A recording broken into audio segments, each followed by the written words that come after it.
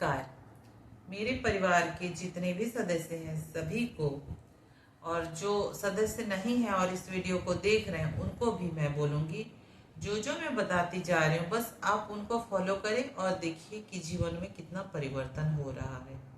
हालांकि यहाँ 1 रुपये का भी खर्च नहीं है, इसीलिए आपको अविश्वास हो सकता है कि कुछ सामान नहीं, उसको कहीं चढ़ाना नहीं, कुछ नहीं करना, बस रहन सहन में थोड़ा सा परिवर्तन करके इतना कुछ हो सकता है। मतलब अच्छा, आपको आश्चर्य होगा, लेकिन आप इसका पालन जरूर करें, मैं यही बोलूंगी, तभी मेरा बोलना सार्थक होगा। और इतने दिनों से तो मैं बताती आई हूँ कि तो कर्म करने को, तो उसको तो आपको करना ही है, कर ले तो अच्छा रहेगा।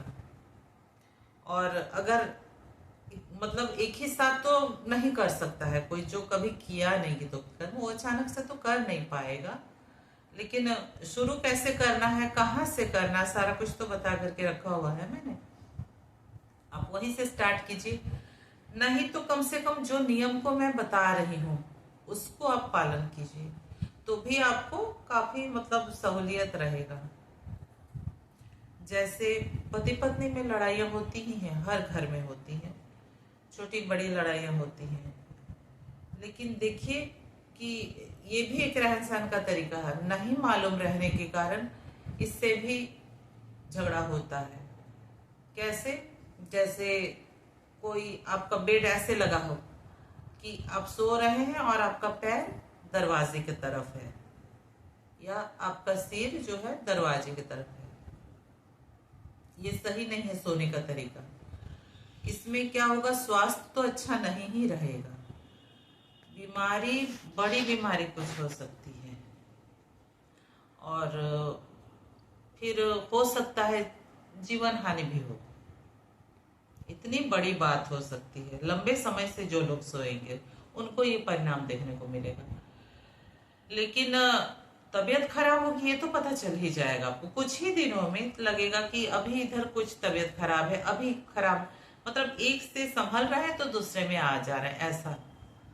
और पति पत्नी अगर हैं, मतलब शादीशुदा हैं, तो फिर उन दोनों के बीच सारा कुछ सही सही होने के बावजूद छोटी छोटी बातों में लड़ पड़ेंगे। मतलब कोई कारण नहीं है जहां लड़ाई होनी नहीं चाहिए, इसके बावजूद झगड़ा होगा। तो यहाँ क्या करना है आपको कि तबीयत भी सही रहे, प्लस पति पत्नी के बीच मधुर संबंध रहे। इसके लिए ये भी कारण है, मतलब और भी ढेर सारे कारण होते हैं लड़ाइयों की, लेकिन इसको अगर आप कर लेते हैं तो आप देखिएगा कि लड़ाई कम, झगड़ा कम, और तबीयत भी सही सही जा रहा है। कैसे? जैसे आपका बेड है, उसका दरवाजे की तरफ सिर आपको ना करना पड़े, वैसे लगा लीजिएगा, या पैर दरवाजे की तरफ ना। चाहे घर में कोई सदस्य है उसका भी देखिएगा कि दरवाजे की तरफ ना सिर हो और ना पैर हो, किसी का भी नहीं, क्योंकि घर में किसी की भी तबीयत खराब रहेगी तो किसी को अच्छा नहीं ही लगेगा ना। और कारण पता नहीं, दवाई खाते रह रहे हैं और झगड़ा झंझट हो रहा है, पति पत्नी है, तो ये भी सही नहीं लगता है ना।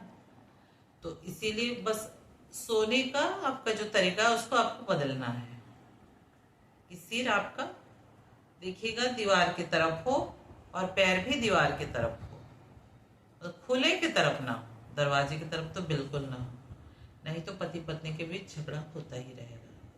सारा कुछ अच्छा अच्छा करने के बाद भी झगड़ा तो होना ही है। कि कोई ऊंची आवाज में बात नहीं कर रहा है, सेवा टहल भी सही समय पर कर रहा है, इसके बावजूद बस झगड़ा चिड़चिड़ापन लगा रहेगा, साथ में तबीयत खराब। तो मैं उम्मीद करती हूँ परिवार के सारे लोग इस नियम को मान करके चलेंगे, और जो शादीशुदा नहीं है उनको भी सोना नहीं है दरवाजे की तरफ पैर करके या सिर करके।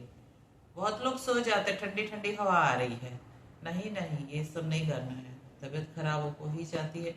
और लंबे समय से सोने से तो फिर मैंने कहा ना कि जीवन हानि भी। तो सब आप लोग अच्छा से रहे, फले फूले, मेरी यही कामना है, और इन नियमों का पालन करें, मुझे यही उम्मीद है। आज इतना ही, धन्यवाद।